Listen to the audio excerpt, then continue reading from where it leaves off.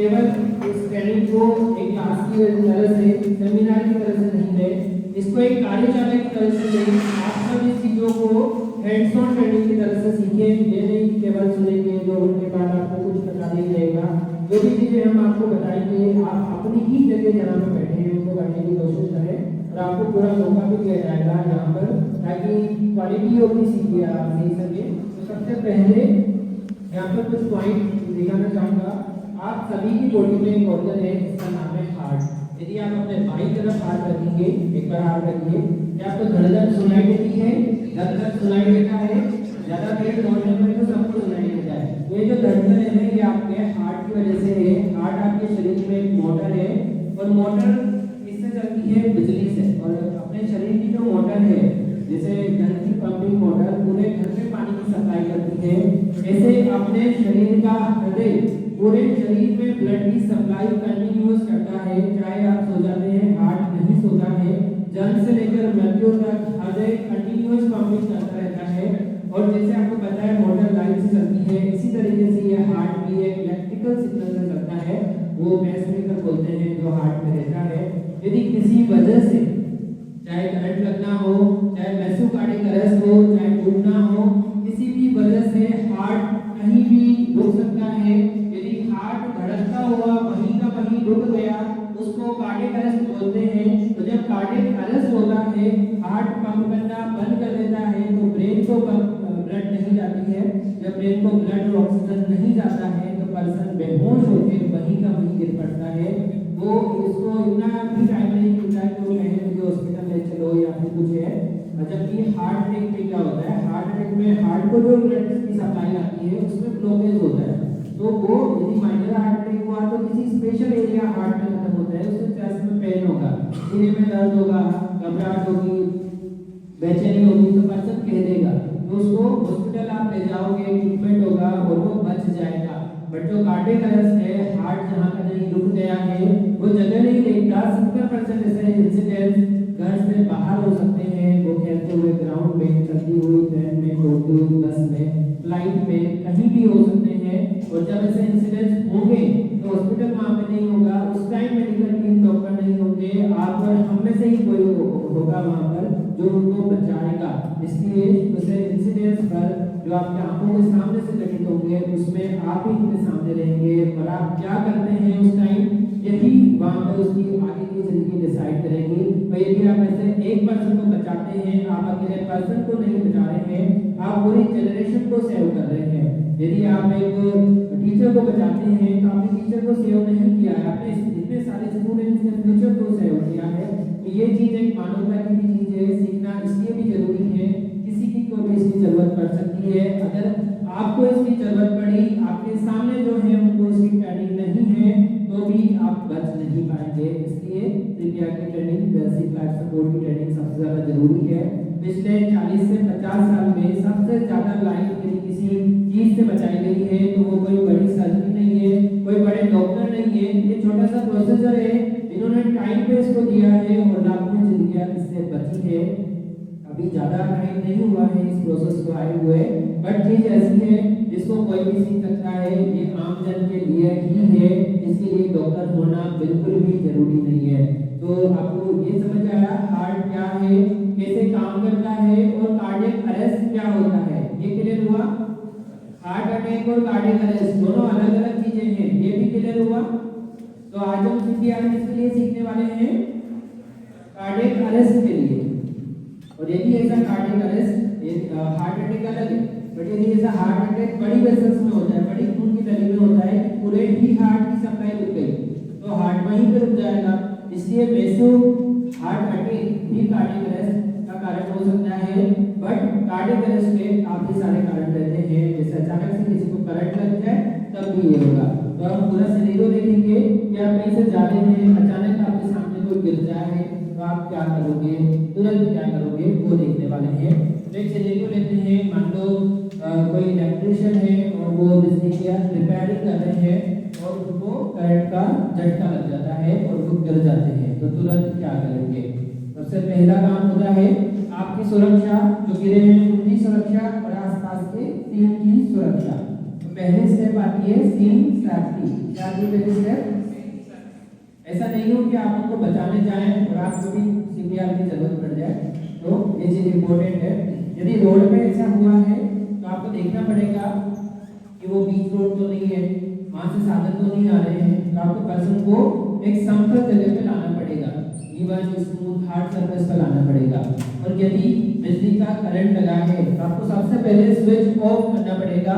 इसके बाद किसी भी ऐसी चीज से जैसे लकड़ी से पर्सन को उस चीज से अलग करना पड़ेगा, फिर उस पर्सन को एक सेफ जगह पे ले जाना पड़ेगा जहां पर आपको उस पर्सन को और आसपास के लोगों को किसी भी तरह का कोई भी खतरा नहीं हो। तो पहला स्टेप आपको समझ में आया, क्या चीज है? Scene safety. यदि लिफ्ट में है तो आप उनको साइड पे लेके आएंगे। इसके बाद देखेंगे हम ये पर्सन जो बेहोश हुए हैं ये रेस्पॉन्स दे रहे हैं या नहीं दे रहे हैं। अनकॉन्शियस तो आपको पता चल गया कि गिर रहे हैं, मतलब अनकॉन्शियस है। अब रेस्पॉन्स कर रहे हैं या नहीं कर रहे हैं तो उसको कैसे चेक करेंगे? तो आप में से कोई दो भैया बहन यहाँ पे आ जाए ताकि आप अच्छे से चीज को सीख सके। हमारे बीच में कोई भी एक इधर से ताकि आप ज्यादा बारीकी से सीखेंगे तो बाद में भी सिखा पाएंगे। जो भी इंटरेस्टेड हो आ जाइए आगे, इधर से भी आ जाइए। इनके उत्साह का जोरदार तालियों से स्वागत। आपको सीखना है तो आप इसको बिना हेजिटेशन के पूरे एक्टिव पार्टिसिपेशन के साथ सीख सकते हैं। तो अब अपन ने देखा ये गिर गए हैं अपने आंखों के सामने, बेहोश है। अब चेक करना है ये रेस्पॉन्स कर रहे हैं या नहीं कर रहे हैं। तो कैसे पता चलेगा? इनके जो शोल्डर है, कंधे हैं, ऊपर से 3 बार जोर से टैप करेंगे। यदि आपको नाम पता है तो बोलेंगे ये आंखें खोलो, हाथ उठाओ, अपना नाम बताओ, इस तरीके से कि भाई साहब क्या आप ठीक हो, आपको क्या हुआ है, आंखें खोलो, नाम बताओ। ऐसे शोल्डर पर 3 बार टैप करना है। और यदि आपके दोस्त ही हैं तो यूं नहीं सोचना कि इनके लग रही है ज्यादा, यदि आप इनको जोर से टैप करोगे तब ये उठ पाएंगे। तो इससे पता चलेगा कि ये अनकॉन्शियस तो थे बट अनरेस्पॉन्सिव है। ना आंखें खोली, ना हाथ उठाया, ना इन्होंने कुछ बोला, ये अनकॉन्शियस है और अनरेस्पॉन्सिव है। अब तुरंत से आपको जहाँ यहाँ पे काफी सारे लोग इकट्ठे हो सकते हैं तो आपको सहायता के लिए आवाज लगानी है कि देखो सुनिए यहाँ पे कोई पेशेंट बेहोश हो गया है और वो रेस्पॉन्स भी नहीं दे रहा है, तो यहाँ पे हमको सहायता की जरूरत है, हेल्प की जरूरत है। तो आपको हेल्प करके यहाँ पे सबको बुलाना है। जब वो आ जाए तो आपको रोल असाइन करने हैं। ऐसे नहीं कि कोई एम्बुलेंस को फोन लगा दो, कोई आईटी की मशीन ले आओ, ऐसे नहीं बोलना है। आपको पर्टिकुलर बोलना पड़ेगा कि जो इस कलर की ड्रेस में है आप 108 में फोन लगाओ। यदि यहाँ एडी की मशीन है तो आप एडी की मशीन लेके आ जाओ। जहाँ पर और कोई हेल्प के लिए है तो उनको बुला के ले आओ। इस तरीके से आपको बोलना पड़ेगा। तुरंत आपको अनकॉन्शियस अनरेस्पॉन्सिव देखते हुए 108 पर या 112 पर जो कि भारत का आपातकालीन नंबर है 112, उस पर कॉल करना है। क्योंकि जितने टाइम आप सीपीआर करेंगे अभी से 10 मिनट कम से कम एम्बुलेंस को आने में लगेंगे। और एम्बुलेंस भी आपको कार्डियक एम्बुलेंस मंगानी है जिसमें एडी की मशीन हो, जिसमें डिफिब्रिलेटर हो। तो आपको यही बोलना है यहाँ पे पेशेंट अनकॉन्शियस है, अनरेस्पॉन्सिव है, हमको कार्डियक एम्बुलेंस चाहिए। ये क्लियर? तो पहला स्टेप क्या था? क्या था? सभी बोलेंगे। सेकंड स्टेप था चेक फॉर रेस्पॉन्सिवनेस। क्या है सेकंड स्टेप?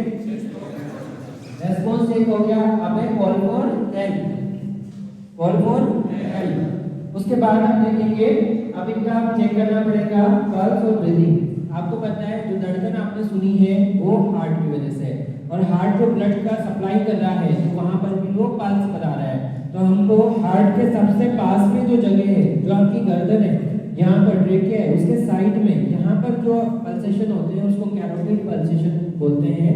तो मेरा आप सबसे रिक्वेस्ट रहेगा कि आप सब अपने कैरोटिड पल्सेशन फील करें। आप नहीं कर रहे हैं?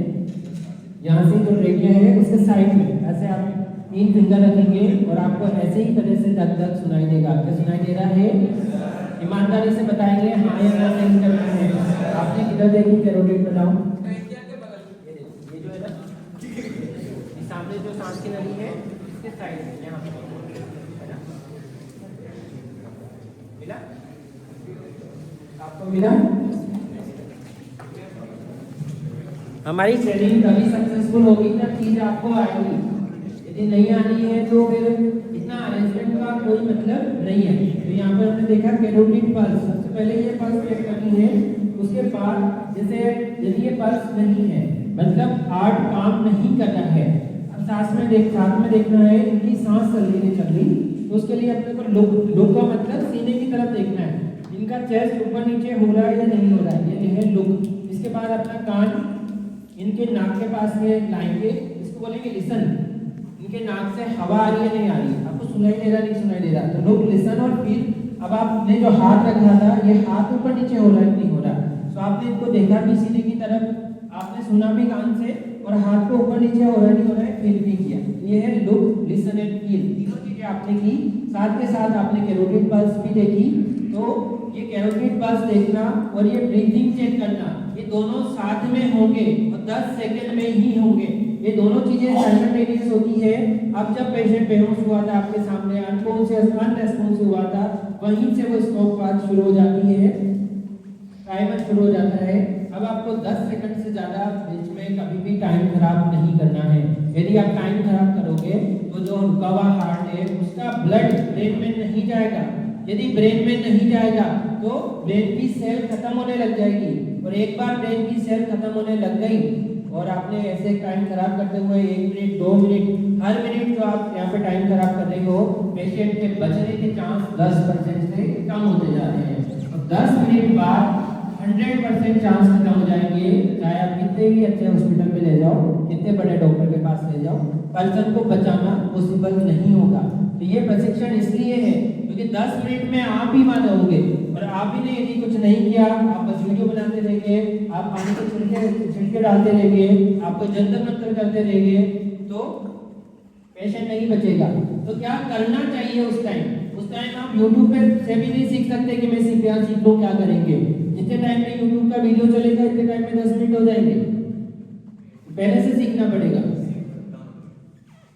उसी टाइम क्या करना है, और ये जब सीन आपके सामने आएगा तब आपको रियलाइज होगा कि टाइम मिलता ही नहीं है।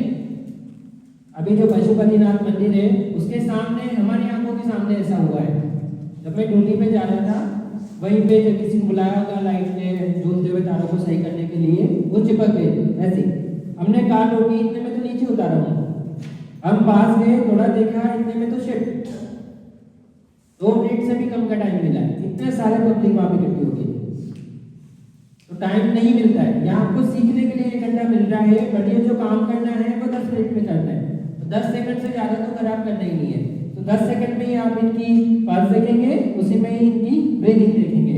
अब ये बेहोश थे, कोई रेस्पॉन्स नहीं दे रहे थे, न पल्स है न ब्रीदिंग है, मतलब पर्सन काइल में है कार्डियक अरेस्ट, इनको क्या हुआ है कार्डियक अरेस्ट। ये बेहोश होने की और भी वजह हो सकती है, बट यदि पल्स और ब्रीदिंग दोनों ही नहीं है तो वजह हार्ट है, और हार्ट रुक गया है, रुके हुए हार्ट को चलाना पड़ेगा, और आप बाहर से रुके हुए हार्ट को चला सकते हो। जिस तरीके से 1 मिनट में वो पल्सेशन कर रहा था वो आप बाहर से करा सकते हो। उसी प्रोसेस का नाम है चेस्ट कंप्रेशन, क्योंकि आपको पता है आपका हार्ट आगे जो हड्डी है ना, सेंट्रल बोन और रीढ़ की हड्डी पीछे, उनके बीच में रहता है। तो आप सभी अपने इस तरह हाथ रख के देख सकते हैं, यहाँ पर एक बोन है बीच में, सेंट्रल बोन, स्टर्नम जिसे बोलते हैं, यहाँ पर एक हड्डी है, ये लो रहा है यहाँ से यहाँ पे कड़क कड़क, यहाँ पे स्टर्नम, तो इसके अंदर आपका हार्ट है। अब हम इसी को ही बाहर से कंप्रेस करने वाले हैं, मोटर पंप नहीं कर रही है, बट इसको पंप करवाएंगे, इससे ब्लड पंप करवाएंगे ताकि पर्सन यहाँ पे बचा रहे हैं, इनका ब्रेन यहाँ पे बचा रहे। तो किस तरीके से हम पल्सेशन यहाँ पे कराएंगे, यदि पर्सन नीचे है ग्राउंड पे तो ग्राउंड पे बैठ जाना है, यदि पर्सन बेड पे है तो आपको बेड पे बैठ जाना है, आपका जो कमर वाला हिस्सा है वो उस पर्सन से ऊपर होना चाहिए, जो भी व्यक्ति है वो पीठ के बल से लेटा हुआ रहेगा, और जो सरफेस है वो हार्ड इवन और स्मूथ होनी चाहिए। ऐसे कोई गद्दे पर आप CPR नहीं देंगे, और पेशेंट यदि हाथ में फेंक रहा है नहीं देंगे, वो बेहोश होना चाहिए, कोई रेस्पॉन्स नहीं देना चाहिए, पल्स ब्रीदिंग नहीं होना चाहिए, तभी CPR आप चालू करेंगे। तो यदि आपके पास ऐसी जगह नहीं है तो आप ऐसा बोर्ड भी रख सकते हैं, ये CPR बोर्ड है जिस पे हमने रखा है, एक बार इस बोर्ड को बता दीजिए पूरे को, ये वाला, ऐसे कोई चीज आप पेट के बल रख सकते हैं ताकि इफेक्टिव कंप्रेशन जाए। अब वापस से इसको रखिए, तो इसी तरीके से बैठना है जैसे हम यहाँ पर बैठे हुए हैं। ये वाला हिस्सा इनके ऊपर रहेगा थोड़ा सा। अब हमको कंप्रेशन देना है। कंप्रेशन कहाँ पे देंगे पहले वो जगह एक बार बता दीजिए। यहाँ पे जो आपका स्टर्नम था ना, उठा के बताइए इसको उठा के। यहाँ पे जो हड्डी है उसको 3 पार्ट में डिवाइड कर लो। सबसे नीचे वाला जो पार्ट है वहाँ पर आप कंप्रेशन देंगे। दोनों निप्पल के बीच में जो लाइन जाती है सीने के बीचों बीच, वहाँ पर आप दबाव देंगे, जस्ट कंप्रेशन देंगे। और ये जो हड्डी आपने फील की है ना उसके सबसे निचले वाले पार्ट में देंगे, लोअर 1/3 में रख दीजिए वापस। अब कंप्रेशन देने के लिए आपकी पोजीशन कैसे रहेगी, है ना। सभी अपना हाथ ऐसे आगे करेंगे। हाथ आगे करने का मतलब है कि आपके एल्बो बेंड नहीं होने चाहिए, ऐसे सीधा हाथ रहेगा।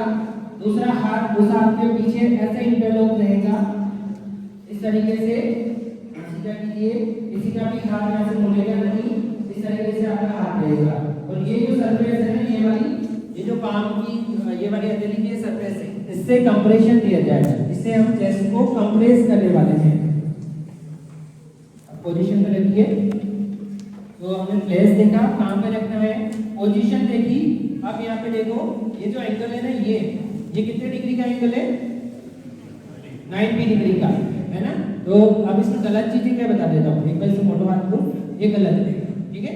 आप पीछे पीछे ये गलत है ना। यहाँ से कोई इफेक्टिव कंप्रेशन नहीं जाएगा।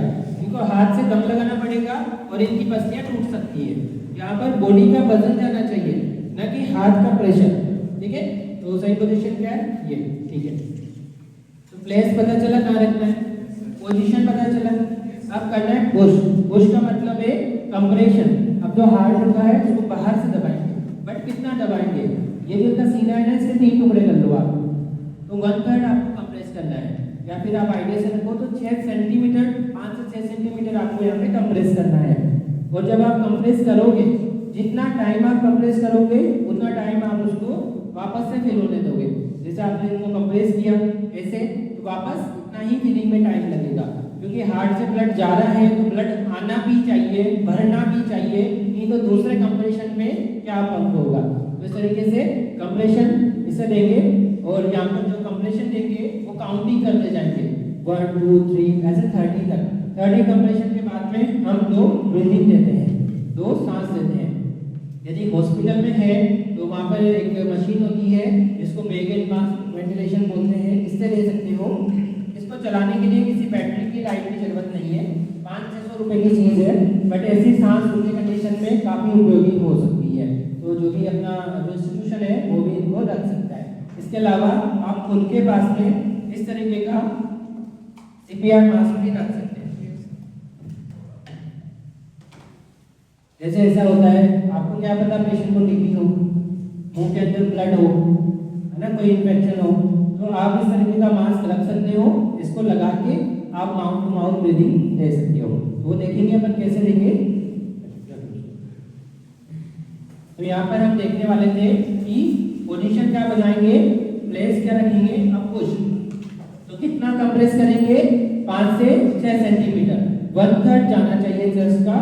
और कितना कंप्रेस होगा ये देख लिया। अब कितनी बार, तो 1 सेकंड में 2 बार, 1 मिनट में 100 से 120 बार। 1 सेकंड में कितने कंप्रेशन होंगे, है ना, 1 सेकंड में 2 और 1 मिनट में 100 से 120 बार। तो जब ये 30 कंप्रेशन में पहुंचेंगे तो 2 बार सांस देंगे, है ना। तो कंप्रेशन कैसे शुरू करेंगे, बोलते जाएंगे 1 2 3 4 5 6 7 8 9 10 11 12 13 14 15 16 17 18 19 20 21 22 23 24 25 26 27 29 30। जैसे 30 होगा तो यहाँ पर इनको ब्रीथिंग दी जाएगी। इसके लिए नाक को बंद करना पड़ेगा। आप जो पर्सन है उसकी नाक को बंद करेंगे, सांस खींचेंगे और फिर सांस को डिलीवर करेंगे। जब सांस इनके सीने में जाएगी तो सीना ऊपर होना चाहिए, तब पता चलेगा कि आपने इफेक्टिव ब्रीथिंग दी है। बट यदि आप इनको ब्रीथिंग नहीं भी देना चाहे चलेगा। आपने ब्लड में 16% ऑक्सीजन होती है, वो घूम के उसको जिंदा रख लेगी। बट जस्ट कंप्रेशन से आपको पीछे नहीं रहना है। ब्रीथिंग चाहे तो आप दे सकते हैं, नहीं चाहे तो नहीं दे सकते हैं। इसमें एक और चीज आती है कंप्रेशन के बीच में एयरवे। मान लो हो सकता है कि उनके सांस में कोई रुकावट हो, जो आप सांस डिलीवर कर रहे हो वो अंदर नहीं जाए। तो एयरवे कैसे रखेंगे? एयरवे के लिए आपको हेड को टिल्ट करना पड़ेगा, हेड को टिल्ट, ये जो हेड है यहाँ से ऐसे टिल्ट होगा, हेड टिल्ट, चिन को ऐसे लिफ्ट करेंगे, चिन को ऐसे आगे की तरफ लिफ्ट करेंगे और जो को ऐसे थ्रस्ट करेंगे। तो ये पूरा एक स्ट्रेट वे बन गया, सांस के जाने का एक सीधा रास्ता बन गया, तो ताकि कोई रुकावट नहीं होगी इस तरीके से। तो जब आप सांस लोगे तो सीधी जाएगी, तो उसको हेड टिल्ट, चिन लिफ्ट और जो थ्रस्ट मैन्युअर बोलते हैं। आपको समझ आया? क्या समझ आया बताओ?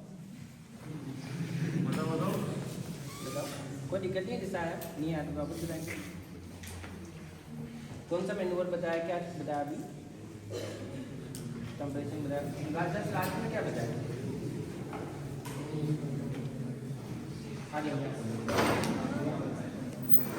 हाँ तो चलो सीखने के लिए है। चलो बेटा, अजय, अजय क्या नाम है आपका? नाम क्या है? करने वाले काम क्यों? असनावर के तो मेरे पास ही है, आ जाओ आ जाओ। या नो, अरे चलो बेटा, चलो। जैसे थोड़ी ठीक है, रहने दो, कोई बात नहीं। हाँ ये वैसा वाला प्रोग्राम नहीं है, हाँ, ये तो सभी को आना चाहिए। आ जाओ आ जाओ। शर्माओ मत, सीखो बेटा, सीखने की चीज है ये। अरे इंजेक्शन ही लगा रहा हूँ, आ जाओ। नहीं दे, चलो चलो चलो, आओ एक बार, आपके माध्यम से कुछ सिखाएंगे ना। चलो चलो, सीखना ही तो है। अभी से ही ये चलोगे कैसे काम अरे चलेगा? यार, सीखना मतलब ऐसे अपने पीछे की तरफ हेड टिल्ट करते हैं, है ना? ये चिन लिफ्ट नीचे करो, ये नीचे करो और यहाँ से ऐसे जोड़ कर, तो आप देखो कि यहाँ से सांस है ना सीधी यूँ जाएगी, है ना? अगर ये यूँ करके रहेंगे तो सांस को यूँ जाना पड़ेगा, तो इसलिए अपन ये इसकी इनकी पोजीशन ऐसे कर रहे हैं ताकि ये सीधी जाए। और अगर इनके मुंह में कक्कर पट्टर कुछ है, अरे डूब गए हैं, तो रुमाल से अपन इनके मुंह के अंदर से घुमा के निकाल लेंगे ताकि जो भी कचरा है वो हट जाए, उनको सांस लेने में कोई तकलीफ नहीं हो। ठीक है, बैठ जाओ, इनके लिए ताली बजाओ। क्या नाम है? अब ये चीज देखेंगे कि काफी सारी ऐसी बड़ी जगह होती है, जैसे एयरपोर्ट है, रेलवे स्टेशन है या बड़े मॉल्स हैं, वहाँ पर एक मशीन होती है जिसको बोलते हैं AED, ऑटोमेटेड एक्सटर्नल डिफिब्रिलेटर। ये इस तरीके की मशीन होती है, बड़ी मशीन होती है, छोटी ट्रेनिंग मशीन है। इस मशीन का काम है, जस्ट थोड़े टाइम पहले मैंने बताया था कि हार्ट एक करंट चलता है, बताया था कैसे कुछ या कुछ याद नहीं था? बताया था क्या होता है हार्ट, अपनी बॉडी में क्या होता है बताओ? हार्ट क्या होता है बताओ, सांस से लेके बताओ। हाँ कोई दिक्कत नहीं। हार्ट जो है पूरी बॉडी में क्या नाम से अपनी जो ब्लड होता है उसको पूरी बॉडी में फ्लो कराते हैं। पंपिंग मशीन कैसे चलता है ये मतलब पेसमेकर चलता है। पेसमेकर क्या बनाना है? करंट। करंट बनाता तो है। अगर वो करंट की सप्लाई नहीं आएगी, हार्ट चलेगा तो फिर करंट कहाँ से देना पड़ेगा? सांस से देना किससे देंगे? पड़ेगा। ये मशीन से देंगे। ठीक है, ये मशीन है। तो ये जो मशीन है ये बाहर से करंट देती है, तो इनके लिए जोरदार तालियां कि इन्होंने बताया करंट देता है, बैटरी रहती है, इसको लगाते हैं हार्ट पर, खुद ही ये रिदम देखती है कि चौके पर है कि नहीं है, चार्ज होती है, फिर हम इसको कंप्रेस करते हैं और ये करंट देती है। तो यदि हार्ट थोड़ा बहुत ऐसे फटफट कर रहा हो, थोड़ा बहुत अच्छा करंट नहीं हो, तो ये पूरे करंट को नॉर्मल कर देती है। और इस CPR का मेन मोटिव यही है कि जब तक कार्डियक एम्बुलेंस नहीं आए, जब तक ये वाली मशीन नहीं आए, यदि शुरू के 3 मिनट में ये मशीन मिल जाती है तो 70% पेशेंट बच जाते हैं। हॉस्पिटल में पेशेंट इसलिए बचते हैं जो कि हॉस्पिटल में कार्डियक अरेस्ट होते हैं क्योंकि वहाँ ये मशीन होती है। बट अब ये मशीन इस तरीके से बना दी गई है, इसको कोई भी चला सकता है। जैसे इसको ऑन करते हैं मशीन खुद ही बोलती है कि क्या करना है, सुनते जाना है और करते जाना है। इस मशीन में 2 प्लेट है, उनको एक तो राइट एंटीरियर में लगाएंगे और एक लेफ्ट एंटीरियर में लगाएंगे। जैसे ये है, ये इसका राइट मतलब सीधे हाथ की तरफ, यहाँ पे बोन है क्लेविकल, एक हड्डी है यहाँ पे कॉलर बोन और ये स्टर्नम, इसके जस्ट यहाँ पे एक को इधर लगा देंगे, एक को इस तरफ, ये जो निप्पल वाला एरिया है इसकी साइड यहाँ पर दोनों तरफ। अब क्या होगा, इधर से इधर करंट यूं जाएगी, ऐसे गोल गोल घूमेगी, तो हार्ट के चारों तरफ करंट ऐसे से घूमेगी और रुका हुआ जो करंट है वो वापस से चालू हो जाएगा। तो यहाँ पे लगा दिए, इसको उठा के बताओ कैसे लगाना है, ये पैड कैसे लगाए, सबको समझ आ गया कैसे लगाना है। इसके साथ एक ट्रिमर भी आती है, यदि ज़्यादा है तो उसको डालेंगे, गीला हो तो ये नहीं लगाना है, पहले इसको पोंछना पड़ेगा क्योंकि आप करंट देने वाले हो और ये ऐसे कपड़ों को ऊपर से नहीं लगेगा, आपको ऐसे शर्ट रिमूव करना पड़ेगा, फिर स्किन टू स्किन लगेगा। ठीक है, देखो अब जब ये आप मशीन लगा रहे थे तब भी चेस्ट कंप्रेशन कंटिन्यू रहेंगे। ऐसा नहीं है कि ये लगाने लग गए, कोई आ गया उनसे बातें करने लग गए, सीपीआर वहीं रह गया, एम्बुलेंस आके देखेंगी तो आप बचा नहीं रहे हो, आप बचाने का नाटक कर रहे हो। समझे बात को? 10 सेकंड से ज्यादा इंटरप्शन नहीं होना चाहिए। अब इसको चालू करें मशीन को।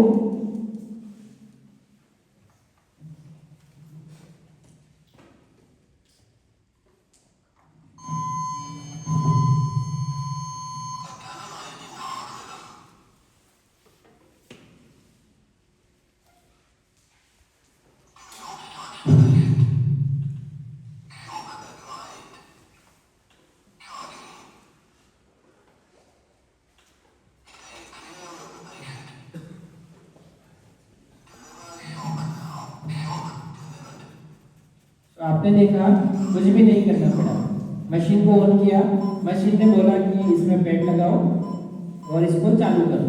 चालू करने के बाद मशीन ने खुद ही बोला कि यहाँ पे शॉक की जरूरत है, करंट की जरूरत है।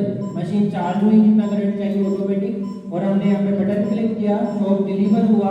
उससे पहले मशीन ने बोला कि जब आप शॉक डिलीवर करोगे तब आप पेशेंट को टच नहीं करोगे, तो आप बोलोगे आई एम क्लियर, मतलब मैंने टच नहीं कर रखा है, यू क्लियर, मतलब आपने भी टच नहीं कर रखा है, वी ऑल क्लियर, मतलब अब हम सब क्लियर हैं, इस टाइम टच नहीं कर रखा है। और फिर हम शॉक डिलीवर करेंगे। जैसे ही शॉक डिलीवर होगा तुरंत पल्स ब्रीदिंग नहीं देखनी है, पूरा एक साइकिल सीपीआर का पूरा करेंगे, उसके बाद आप पल्स ब्रीदिंग चेक करोगे। तो 30 कंप्रेशन, 2 ब्रीदिंग, ऐसे 5 बार करते हो तो एक सीपीआर का साइकिल होता है, और एक पर्सन एक ही साइकिल पूरा कर सकता है, मतलब 2 मिनट। 30 कंप्रेशन, 2 ब्रीदिंग, ऐसे 5 बार करोगे तो 2 मिनट हो जाएगा, तो एक पर्सन 2 मिनट। इसके बाद ये थक सकते हैं, ये कितने ही पावरफुल हो फिर ये क्वालिटी सीपीआर नहीं दे पाएंगे। तो जो आसपास भीड़ इकट्ठी हुई थी उनको कहना था आपको कि मैं इस चीज में ट्रेंड हूँ, जो मेरे पास है वो देखेंगे मैं कैसे कर रहा हूँ, मेरे बाद आप करोगे।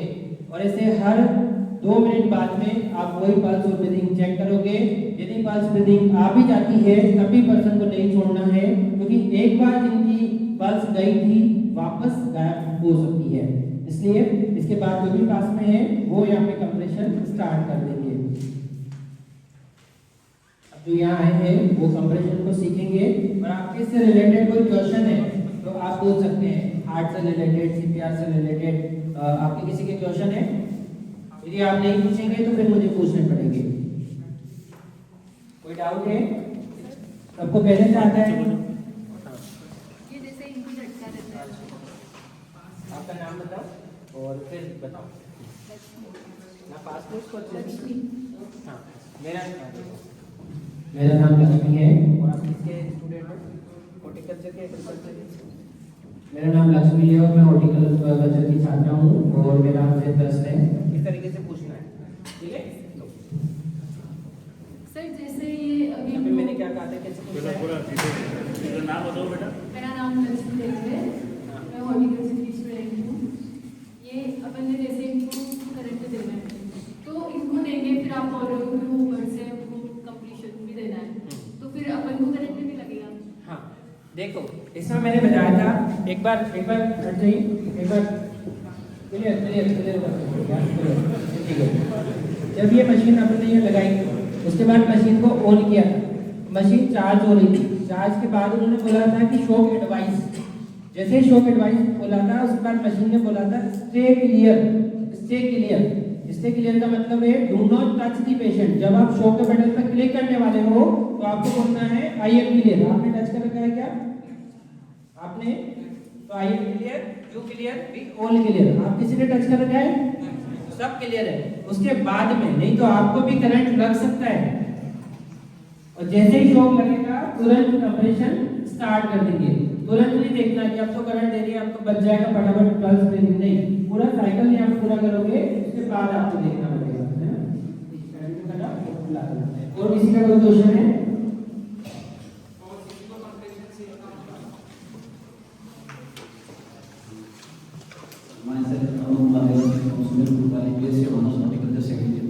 सर, ये अपन जैसे कोई पूछ कर तो ना हाथ किसी का शरीर या बड़ा बड़ा वगैरह भी नहीं होता, किसी की मछली वगैरह टूट जाए तो।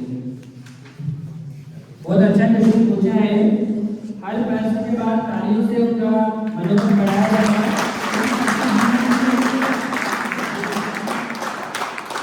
मैंने पूछा है कि कंप्रेशन करते वक्त यदि इनकी पसलियां टूट जाए तो यदि आपको क्वालिटी सीपीआर आता है, आप सही पोजीशन में है, तो आप बॉडी वेट डिलीवर करेंगे, जहां आपको कंप्रेशन देना है वही देंगे, तो चांसेस बहुत कम रहेंगे। बट यदि आपको इफेक्टिव कंप्रेशन देते हुए पसलियां टूट भी जाए, पसलियां टूट गई, पर्सन बच गया, तो क्या पसलियां दोबारा रिपेयर हो सकती है? बट आपने पसलियों को बचाने के लिए सीपीआर नहीं दिया, पेशेंट खत्म हो गया, उन पसलियों को कहाँ लेके जाओगे? कहाँ ले जाओगे? मरने के बाद कहाँ ले जाओगे? ठीक है, पसलियों की चिंता नहीं करनी है, पर्सन की चिंता करनी है, उसके ब्रेन की चिंता करनी है। यदि वो जिंदा रहेगा तो पूरा शरीर जिंदा रहेगा। ठीक है, काफी अच्छा क्वेश्चन था। और किसी कुछ पूछना है? अच्छा ये बताओ, ये बेहोश है, कोई रेस्पॉन्स नहीं दे रहे, बट आपको इनकी पल्स भी मिल रही है, इनकी ब्रीदिंग भी मिल रही है, आप क्या करोगे? बताओ क्या करोगे? पर ये ना तो बोल रहे हैं, ना सुन रहे हैं, ना रेस्पॉन्स दे रहे हैं। बताओ इधर से क्या करेंगे? बताओ क्या करेंगे? नहीं क्या करेंगे? पल्स भी आ रही है, ब्रीथिंग भी आ रही है, पर ये बेहोश पड़ा है। पानी वानी चलेंगे? बहुत बढ़िया। कौन सा पानी चलेंगे? आरओ का? नॉर्मल से काम कर जाएगा? मंत्र कम ले जाए नहीं? चलो, तो इसमें क्या है कि यदि बेहोश है, रेस्पॉन्स नहीं कर रहे और उस कंडीशन में पल्स और ब्रीथिंग आ रही है, छोड़ के नहीं जाना है। कोई वजह है जिसकी वजह से ये बेहोश है, या इनके बीच इनके शरीर में ग्लूकोज की कमी हो सकती है, काफी सारा खून बह सकता है, ये नशे में हो सकते हैं, तो आपको एम्बुलेंस को फोन करना है, बुलाना है, वही है चालू करनी है और इनको रिकवरी पोजीशन में रखना है। रिकवरी पोजीशन क्या रहेगी मैं यहाँ बताता हूँ, तो लोग जाके आ जाइए।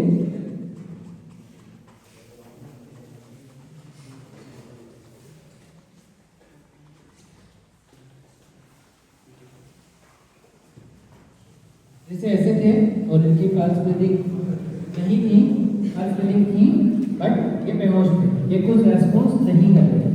तो अब क्या होता है, जैसे इनके मुंह में जो लार बन रही है वो इकट्ठा होकर इनकी सांस को रोक सकती है, इनकी टंग जो है ना वो ऐसे पलट सकती है, सांस इनकी रुक सकती है। तो क्या करना पड़ेगा, तो रिकवरी पोजीशन में रखना पड़ेगा, तो इनको बाईं तरफ करवट लिटानी पड़ेगी। उसके लिए क्या करना है, ये जो हाथ है इसको ऐसे करके यहाँ रखना है, ऐसे है ना, ये वाला हाथ इनका इधर लाना है और फिर यहाँ पे इनका ये वाला घुटना ऐसे मोड़ना है, मोड़ के ऐसे कर देना है, ऐसे। तो अब इनके मुंह से जो भी लार आएगी, जो भी सिक्रेशन है, वो सब एक तरफ गिरते रहेंगे। जो भी खाना इन्होंने खाया है लेफ्ट साइड का ऊपर नहीं आएगा, ऐसे उसको सपोर्ट मिल गया। नहीं तो क्या होता है, नहीं तो क्या होता है, जैसे आप जो खाना खाते हो वो पेट में रहता है, बट वो पेट का खाना ऐसे ऊपर आ गए और उनके फेफड़ों में जा सकता है। जब फेफड़ों में खाना चले जाएगा तो सांस रुक जाएगी, उसको रिकवरी पोजीशन बोलते हैं। अब एक और केस, यदि पेशेंट की ब्रीदिंग नहीं आ रही है पर पल्स आ रही है, सॉरी पल्स आ रही है, ब्रीदिंग नहीं आ रही है, सांस नहीं ले रहा है पर धड़कन है, आप क्या करोगे? सांस नहीं आ रही तो क्या करोगे बताओ?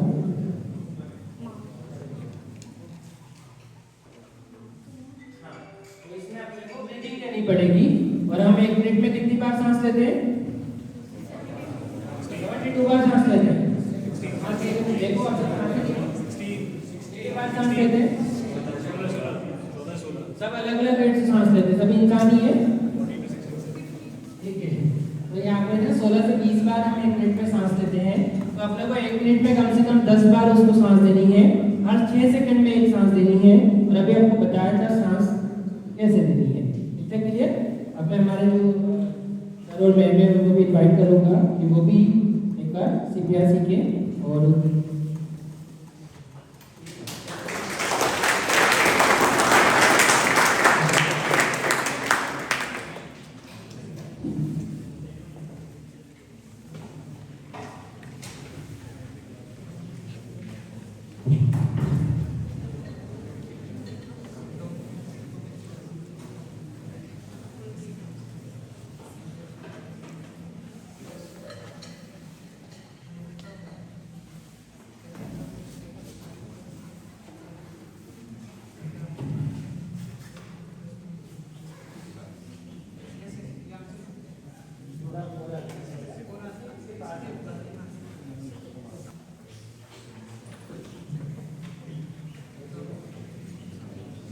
1 2 3 4 5 6 7 8 9 10 11 12 13 14 15 16 17 18 19 20 21 22 23 24 25 26 27 28 29 30 ऐसे 30 दो ब्रीदिंग नहीं भी तो चलेगा, बट यहाँ पे देखना है कि हाथ कैसे रखना है, कहाँ पे रखना है, कितना कंप्रेस करना है, ये इम्पोर्टेंट है। इतना समझ में आया?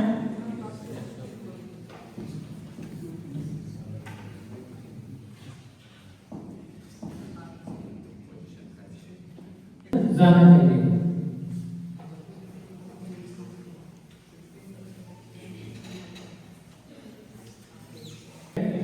या छोटे बच्चे होते हैं गणपत अटक गया, तब क्या करेंगे? ऐसे तब करेंगे, ठीक है। और क्या करेंगे? आप आगे इधर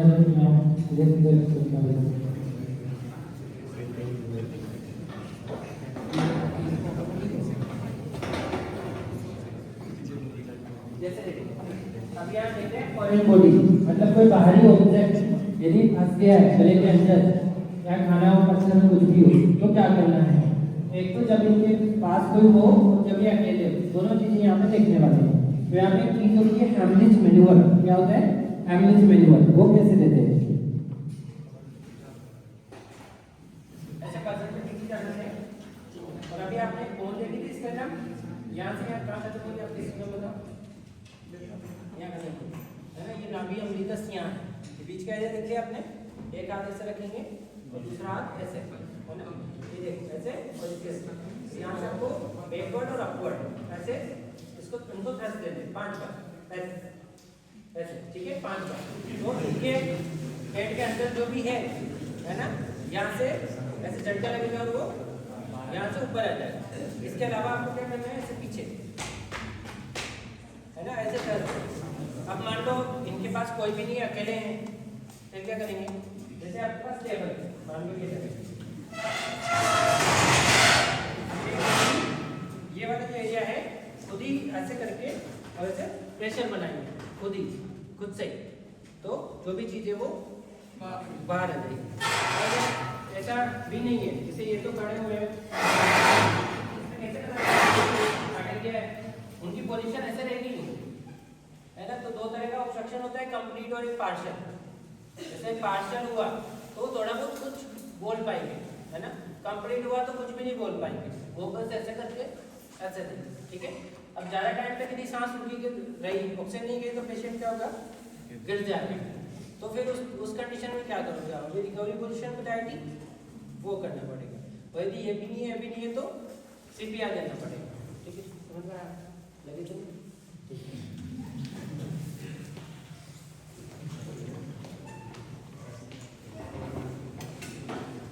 यहाँ से और कोई क्या सीखना चाहते हैं? तो कंप्रेशन की प्रैक्टिस करना चाहते हैं? यहाँ आ सकते हैं, आ जाइए।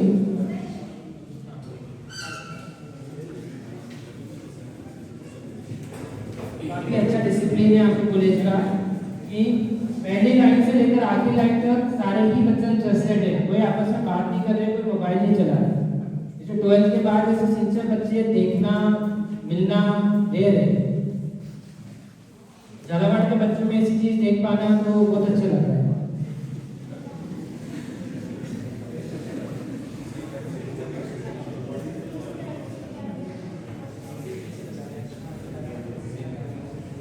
Good afternoon, sir. My name is Deepika Gautam, and my branch is BSc Honors Forestry second year. I want to ask अगर कोई किसी की इसकी एज 50 प्लस हो या फिर कोई बच्चा है, उन सब में इसी तरह से प्रोसेस रहती है CPR देने की? इनके लिए जोरदार ताली। जो 16 बच्चा है और 1 साल से जो 19 साल तक के हैं, वो जो बड़े हैं, उन सब में CPR की प्रोसेस थोड़ी सी अलग रहती है। यदि आपके पास 1 साल से छोटा बच्चा है, इन्फेंट है, तो उसमें जो आप कंपरेशन है ऐसे थंब से देते हैं, इस तरीके से। यदि आपके पास 1 साल से बड़ा बच्चा है तो आप 1 हैंड से कंपरेशन देंगे, 1 हैंड से। और जो इन्फेंट है उसमें कैरोटीड के बजाय आप ब्रेकियल पल्स, आप फिमोरल पल्स ये भी देख सकते हैं। ये डिफरेंस रहता है। बच्चों में आपने देखा होगा बच्चों की जो सांस की गति होती है वो ज़्यादा होती है। 60 मतलब जैसे बच्चा 0 से 2 महीने का है तो 60 तक दे सकती है, 2 से 24 महीने का है तो 50 तक दे सकती है, उससे बड़ों में वो 40 होती है। मतलब अपने सांस की रेट कितनी है 16, बच्चों में होती है 40-50, तो आपको ज़्यादा सांस देनी पड़ेगी। तो इसलिए अपने को क्या करना पड़ेगा, यहाँ पे जैसे 30 कंप्रेशन के बाद 2 ब्रीथिंग देते हैं, उन्हें 15 के बाद 1-2 ब्रीथिंग ऐसे देते हैं, है ना उनका।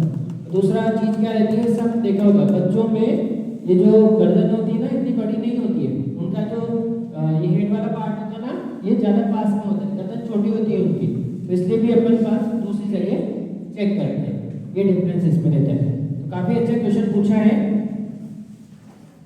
Thank you. कंप्रेशन प्रैक्टिस के लिए आप में से जो भी आना चाहिए आ जाइए। और यहाँ पे हमने आपके लिए एक संकल्प का एक बैनर भी लगाया, सेल्फी बैनर, जिसमें यदि आपने फोटो खिंचा लिया तो ये फिक्स हो गया कि आप जान बचाओगे, तो ये आपके सामने गिर गया है तो चुप नहीं रहोगे, है ना, क्योंकि आपने इसके अंदर फोटो खिंचा लिया है मतलब आप फिक्स हो गया, सीख लिया, आपने सीख लिया, ये जरूरी है। तो यहाँ पर आ सकते हैं फोटो खिंचाने के लिए, इधर आकर